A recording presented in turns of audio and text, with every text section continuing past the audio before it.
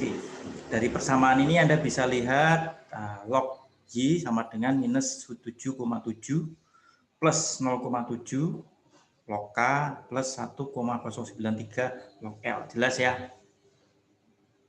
Nah, sebelum kita membaca koefisien ini, Anda harus pastikan bahwa kemungkinan terjadinya angka ini error itu bisa diterima. Error bisa diterima berapa persen tadi? Berapa persen errornya? 5%. Yang atas itu berapa persen? 0,03 itu berapa persen? 3%, Pak. 3%. Jadi bisa diterima kan? Ini bisa diterima, ini bisa diterima, ini bisa diterima. Jadi ya, jadi 3 itu bisa diterima semuanya. Kemudian kita bisa lihat bahwa dari ketiga koefisien baik minus 7, 0,7 maupun 1, itu kan bisa dilogkan semua, bisa punya arti semua, bukan sama dengan 0. Kalau dia nggak signifikan, ini di atas 5%, berarti angkanya itu kemungkinan bukan angka ini, ada angka lain. Kira-kira gitu aja. Itu JT. Jelas ya? Sampai di sini ada pertanyaan lagi? Bacanya log J sama dengan minus 7,78. Ini koefisien ini. Jadi average-nya angkanya sekitar itu. Kalau mau lihat J-nya di antilog dulu. Pertanyaannya kalau minus di antilog gimana? Kalau 0,7 bacanya jika K naik 1%, maka J akan naik 0,714%. Kalau yang ini bacanya gimana? Ada yang bisa bantu? Yang 1,093, ada yang bisa bantu? Bacanya gimana?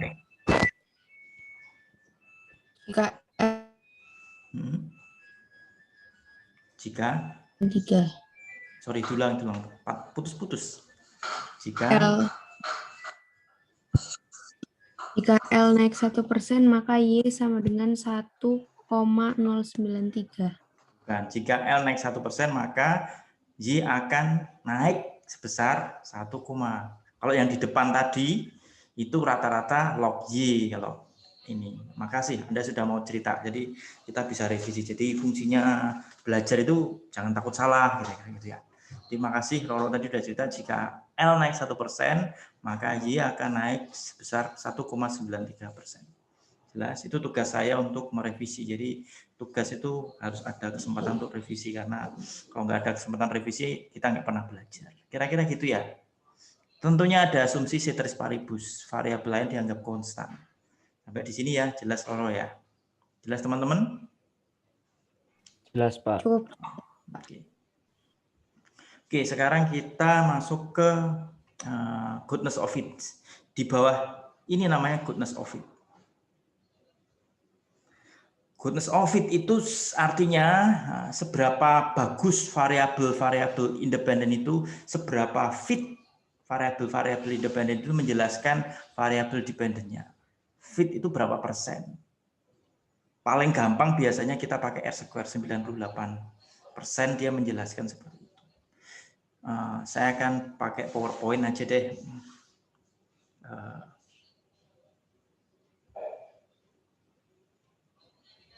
Saya pakai PowerPoint ya.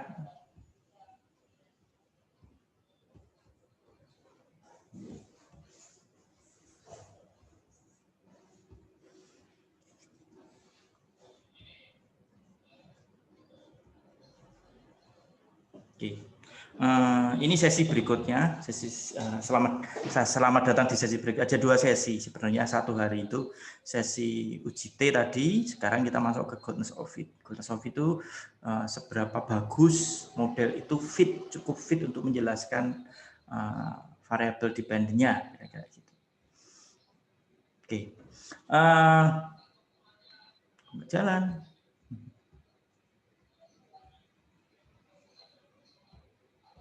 Oke, kita lihat di sini ya. Ini tadi ya, yang tadi. Ada banyak variabel, ada banyak pengukuran tentang goodness of it. Ada 1, 2, 3, 4, 5, 6, 12 di sini. Ada 12 item yang dijelaskan di sini. Enggak semuanya dipakai, yang biasa kita pakai adjusted R square atau R square sama F test sama probability test. F test sama probability test untuk menguji R square-nya ini bagus, signifikan nggak, sama seperti uji T untuk menguji koefisien tadi. Nah, kira-kira seperti itu. Jadi kalau kita lihat R square itu artinya 98. Jadi variasi K dan L tadi itu bisa menjelaskan 98% dari variasi log Y. Pertanyaannya, seberapa jauhkah kita harus persen, variabel itu persen, model itu persen. Kalau modelnya sudah stabil, established, datanya sekunder, sudah teruji, ya harus 90%. Tapi nggak selamanya yang namanya R square itu harus angkanya sebesar ini. Jadi R square itu menjelaskan beberapa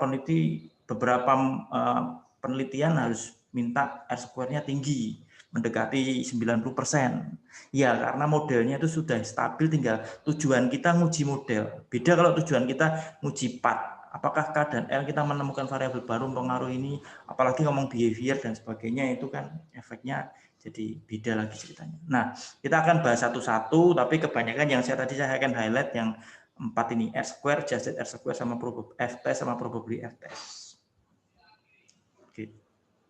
R square itu namanya di rumusnya gini, 1 min SS residual bagi SS TOT.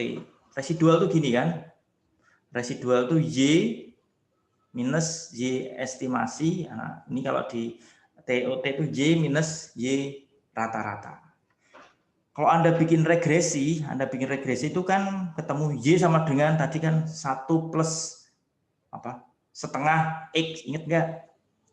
Misalnya ketemu persamaan Y sama dengan 1 plus setengah X. Nah, kalau Anda X-nya, Y-nya itu kan awalnya kan kita pakai data asli, dimasukkan semuanya, kan ketemu angka itu, persamaannya di statistik. Nah, kemudian ketika kita masukkan lagi, jika X sama dengan 1, Y-nya sama dengan yang di angka sebenarnya enggak.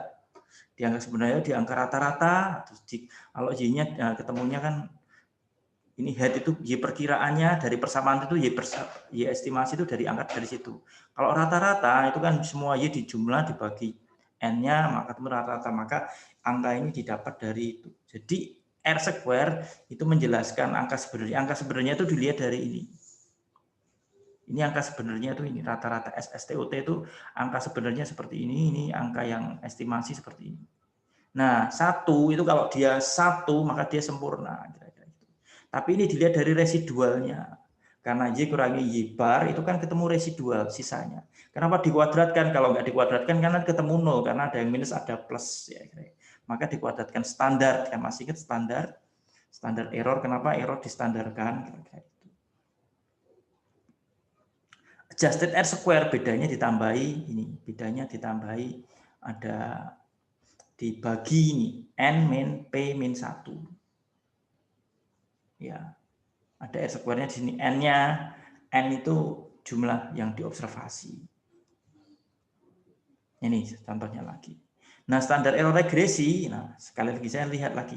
Jadi yang dilihat itu ada 2 ini yang penting. R square sama adjusted R square. Dia disesuaikan dengan N. Anda lihat disesuaikan dengan jumlahnya. Kalau jumlahnya banyak, beda dengan jumlahnya sedikit. Tapi ini nggak banyak berbeda kan R square-nya. Selisih sedikit aja kan, selisih kurang dari 1% kan, nggak banyak berbeda. Banyak berbeda jika sampelnya sedikit, kira-kira seperti itu.